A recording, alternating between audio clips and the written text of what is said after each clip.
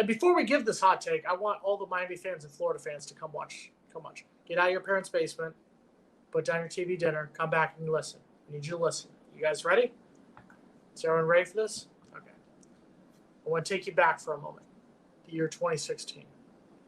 It was a good year. Florida State was actually going to bowl games, winning the Orange Bowl over Michigan, beating Miami and Florida in the same season, winning the state championship for, at that point, 4th season, 6 times in the last 7 seasons before that. It was a good time.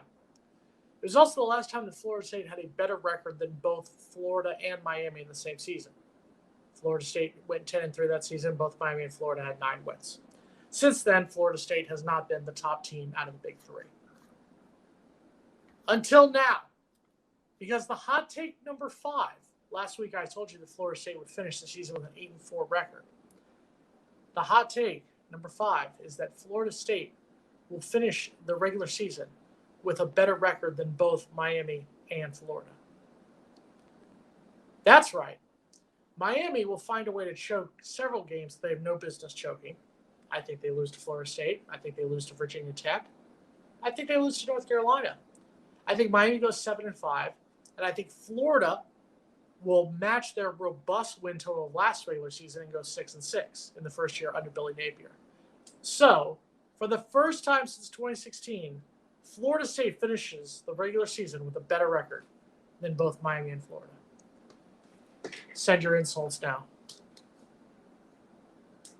I love it. That would just be it's just good for business here. So I would love the controversy and I would love the friction that it would cause in the comments.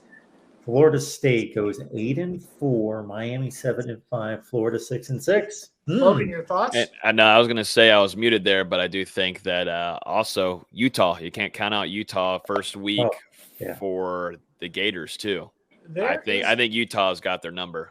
There's a legitimate chance, all joking and all kidding aside, if you take a look at the way the schedules play out, there is a chance that Florida State and Miami could start the season 2-0, and Florida could start the season 0-2.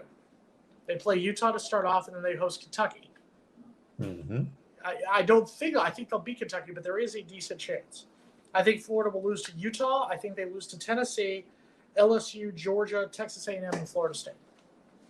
Granted, it's a tough schedule. Florida has an extremely tough schedule going to A&M, going to Tennessee, Utah coming into the house, LSU coming into their house, going to Georgia. So they do have a very tough schedule this season. There's really only one team on the Florida schedule that they lose to for sure. Almost for sure they lose to Georgia. Right. And then like Florida State, have a litany of 50-50 type games or close to it, 60-40 type games. LSU, Kentucky, South Carolina, Tennessee, LSU. A lot of those games. Yeah, they lost to Missouri. They lost to Missouri and got shellacked by South Carolina last season. So well, I understand that. That's after their coach got fired and their team was off the rails. No, Mullen was still the coach for both those games. I understand. They were dealing. It was a debacle at that point. The season was over. I'm not really going to hold. The games count, but I'm not going to make that a reflection on what they're going to do this year. I just want to fire up the Miami fans. There's somewhere in Hialeah right now, there's a Miami fan going, bro, what's he saying, bro? Bro, we're going to win 11 games this season, bro. All about the U, bro. That's what's happening right now. Can't believe he said that, bro. Do you have the list of Miami losses? Yeah, I legitimately think that Miami loses to Texas A&M. I think Texas A&M Sure. and Florida State both go 2-0 against Florida and Miami this upcoming season. I think Miami loses to, let me pull it up real quick. I think Miami loses to A&M. I think they lose to North Carolina, Virginia Tech, Florida State, Clemson. And I think they'll look at this is Miami's problem, is that there's no way on paper they should lose to North Carolina at home, Florida State at home, who you could argue right now they're better on paper than both those teams. But they have had that tendency to lose to teams that are worse than them. I think Virginia Tech's going to be pretty lousy this year. They go to Virginia Tech.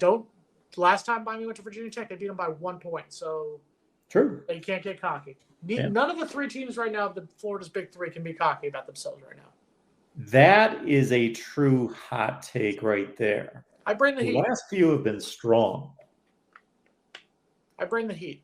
Because if you would poll the nation, or we would go to most of the big time preseason publications, most of them have Miami with the best record out of the state. Then Florida, probably Florida, then Florida State. Florida is probably going to be fringe top 25 to start the season. I don't know if they'll be in the initial AP poll, but they'll be close. And Miami's going to be in the top 15 or so, 15 to 18. Until A&M blows them out on September 17th. Yeah, and then I think Florida plays Georgia and then Texas A&M the week after, back to back. Oh yeah, Florida plays LSU. Florida plays LSU bye week. Georgia, Texas A&M. I love it. And that's after Utah and then a couple gimmies, right? It's Utah, Kentucky, South Florida, Tennessee, Eastern Washington, Missouri, LSU, Georgia, Texas A&M, South Carolina, Vanderbilt, Florida State. Yeah, they're in deep doodle too. They're in deep doodle. Yeah, LSU, Georgia, A&M, and South Carolina is a pretty rough stretch. Okay. Good start 0-2. Kentucky's good. Yeah. Mark Stoops usually has their number too. He can coach. Folks, he can coach.